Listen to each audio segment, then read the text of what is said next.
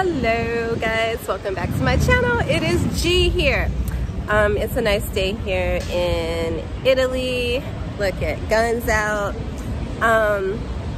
But today I wanted to talk a little bit about well, here's the thing. When you move abroad and you move like for love and all of those sort of things, a lot of times people are like, oh my god, it's so romantic, oh my god. You know, they love the story of how I met my partner. And even when my now ex, the French guy, moved to the US, it felt like, oh my god, you know, it was so, you know, romantic. You know, love has no borders, love has no boundaries. But are you really ready to actually be that person? Like, have someone move for you and what that means, the role you play. So guys, let's talk a little bit about that. Subscribe to my channel, and guess what? We're gonna have a little chat.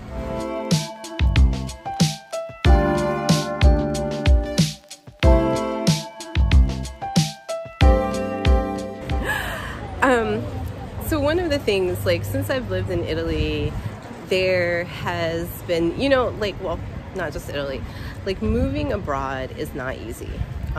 No matter what reasons you move for, but moving especially for a relationship is extremely difficult. And I did a video not that long ago why I wouldn't recommend it, specifically about the dangers for women. But if you can imagine, okay, Juno, if you can imagine, it's difficult on both partners when you move abroad. When I had someone move to the US for me, I realized how much responsibility you end up having for someone else. And really, you have to decide, like, if that's something you really want to do. I think a lot of times, like, we don't ask ourselves or see how much responsibility there is in having a partner move for you and what that takes on, especially in another country. So I think about this a lot because me and my partner are very different socially. He's much more introverted and I'm far more extroverted. And this actually plays a huge dynamic, I think, in how you experience another culture, another country, and how you end up feeling there. Part of, I think, my struggle in, I guess, integrating in some ways is that I don't have a huge social base, partially because my partner, who's an introvert, does not have one. I wasn't like grandfathered into any of his friends that are going to invite me out and do things and blah, blah, blah. So a lot of times when this happens, you take on that role of trying to get that person to love your loves, especially the things in your culture and your city that you take for granted. And if you can't do that, then your partner is potentially going to struggle in your city, in your state, in your country. And it's a lot of work.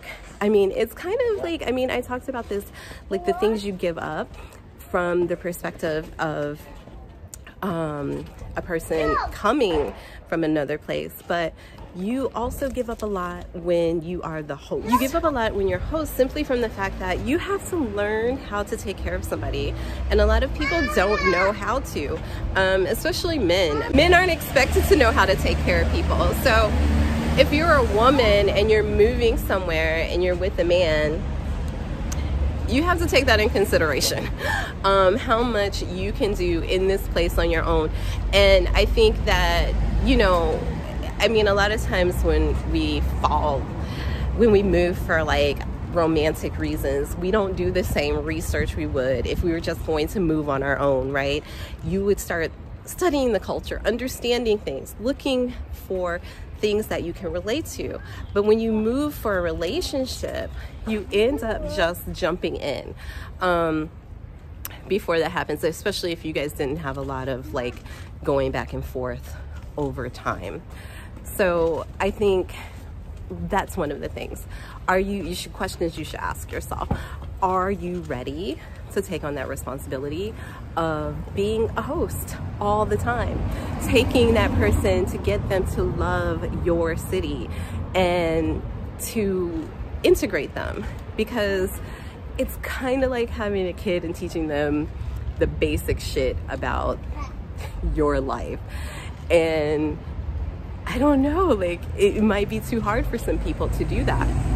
In addition to that, you are a buffer, or you need to be a buffer between them and your culture while they are integrating, working towards learning. If there's language barriers, this is going to be a huge thing.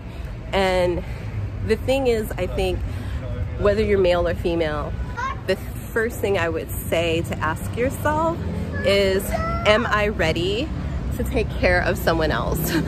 Because ultimately, you are responsible for that person in so many ways. Like, if you get them there and they're legal, you're going to end up being responsible for them financially. You have to be ready to sign papers to say that you are. And that can turn around and bite you in your ass if things don't work out and you find out like this person's a deadbeat. You might be stuck a little bit dealing with financial issues related to this person because they're all linked to you, and it might not be so easy to just like get them deported. Maybe in the US, depending on where they're from, right? So I think these are things that we have to consider, as much as like we want to just follow our hearts and be like in love and, you know, say fuck it, we'll work it out, we'll figure it out.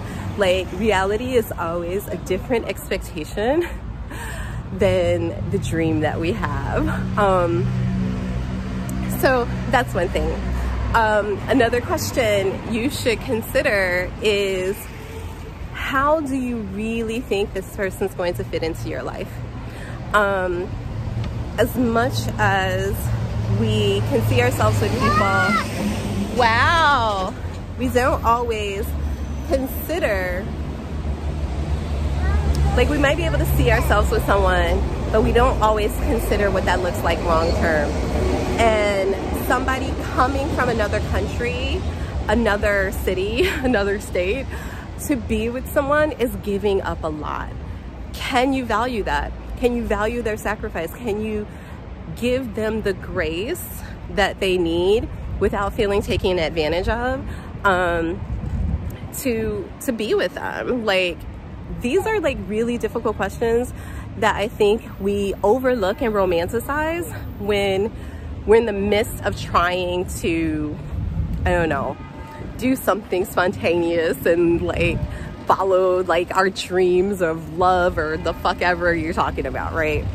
So I wanted to talk about this because sometimes when I am here, I realize like how on my own I am in some certain senses, because I do not have a very social partner, and like not having that built-in, like his built-in relationships that I could like leech off of a little bit to build my own is important to consider.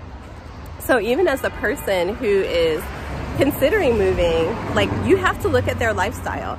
Like, how exactly do you think you'll fit into the life that they've exposed to you so far? And can you really? Do you even like their friends? Do you like, what about like their life works for you? Because to a certain extent, and I would say this is especially when you move to another country, because when you're completely outside of your culture, how much of yourself are you willing to sacrifice to be that person? One of the things, oh my God, this is so crazy. Like, I met this woman who is American. So I was out at dinner with this woman, and I was basically saying how I didn't cook Italian food regularly, and that how I often get sick of it. And you know, I cook all kinds of other things because for me, this is also my ability to hold on to a little bit of myself, things that I find interesting or want to try, or knowing how the ways I want to do something, makes a difference.